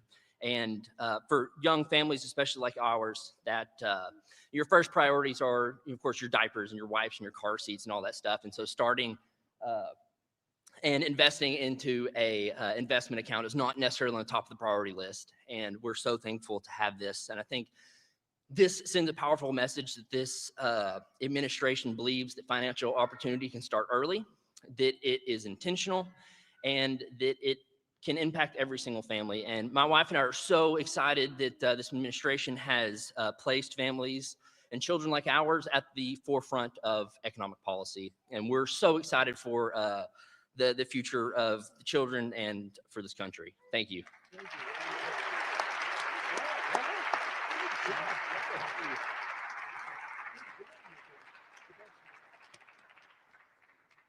That's a great job. I was wondering how much longer he could. Did you notice it? It's getting heavy. It's still 50 pounds or something, right? I said, how much longer is that? And finally, it broke loose. But you could see a loving father there, couldn't you? Huh? The way he did that, right? Wasn't that a loving father? I watched that. He was grabbing. That's a great family. Thank you very much, both. Beautiful. So in conclusion, the ultimate success of the Trump accounts will be measured not just in the wealth created. It will be seen in young people buying houses that they could never have even dreamed of buying. It'll be seen in diplomas earned, companies founded, families formed, and more babies born. It'll really be seen in something where you're given a chance. You're given a chance at life, a very good chance. Above all, Trump accounts will help bring the hope and prosperity to every community that every community wants to see. And it'll bring back the American dream. The American dream is so beautiful. I would mention it all the time when I'm running. Whenever I run, I talk about the American dream because that's what we want to create. Others don't talk about it, but we have the American dream back, I think now maybe better than ever before. For generations, Washington politicians have done nothing to take from the hardworking people of our country. They take and take. They do nothing but take. They've made workers' lives harder, sent prices higher, pushed your dreams out of reach. And both parties, I mean, they didn't do the job that they were supposed to do. Some were fighting, and sometimes we fight against some of the great politicians we have here. They fight with me, most of them, and we fight to make things better. But we run into walls of other politicians that either don't want to do something or they almost feel like it's a destruction of our country. But now we're doing something much better than giving the next generation a handout. We're giving them ownership of America's future so that they can grow up, chart their own destiny, and make our nation greater and stronger and better than ever before. So I just want to thank all of the people that participated today, the great business leaders, the great celebrities, and all of the people that are in this room. You've done so much. And I just want to also give a little bit of a shout out to a lot of great politicians that are right now voting on some very important measures, plus the politicians in this room. They have really worked hard on this. This is something that it's amazing that it got done. If you knew the political process, it was very complex, very hard to get done, to get all of those votes together. But we did it, and it's going to be great for America. And Brad and Michael, thank you both very much. Special, special people. Thank you very much. And God bless everybody in the room, and God bless America. Thank you very much for being here. Thank you. Thank you. There we go. Like, why not? You know, like, why not? We are sitting here listening to it, laughing aloud. Nicki Minaj, can't go wrong. You can't go wrong. Killer Klein, just taking Trump. We're going to embrace the golden era. You know, some things are more interesting than others. We're just going to embrace the golden era. What do we think? What do we think? Do we think Ilhan Omar committed fraud? Just pop it up. Just pop it up. What do we think? Do we think she committed fraud? What do we think in the chat? We got to polymark it up. We got a 5% chance right now. It's live. It was pretty high. We think that she staged her attack. This is what the market is saying, ladies and gentlemen. The markets are sounding off. Did Ilhan Omar commit fraud? This is something that's not a fraud of these Trump accounts. Pretty cool. It's amazing. I have a kid who was born in the Trump era, born on Inauguration Day. Gets a Trump account. Pretty cool. Great job, Whitaker. And a great reason to keep fighting. So is the verse of the day. A great reason to keep fighting from Ephesians 4:32. Be kind to one another, tender-hearted, forgiving one another. In God, in Christ, as Christ forgave you. Yes. Make sure, remember that you needed an enormous amount of forgiveness and grace in your life, and so do others. Something that we imperfectly practice every single day, but something that you should use as a core anchor in your life, that you are undeserving of all of this, and that you gotta forgive because you first were forgiven, and you gotta love because you first were loved, and you gotta lock in because Christ locked in, and that's a great way to end the day, or at least our show. Now back to work. Here we go, ladies and gentlemen. March with us on to victory. That is assured. It's your boy Benny. See ya. I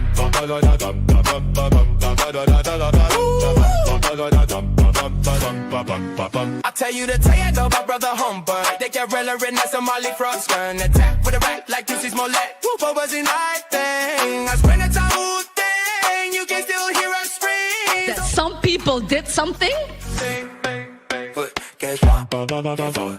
Everything will be okay. What day is it's up.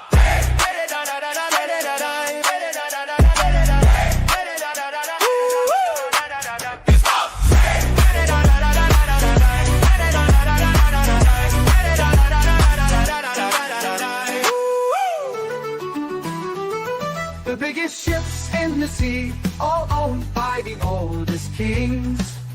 And their dying legacy, media dillweeds. Soon will the penny show come to mind. The salt from lives for fun. Leave the gold and bring the gun. We sail for number one.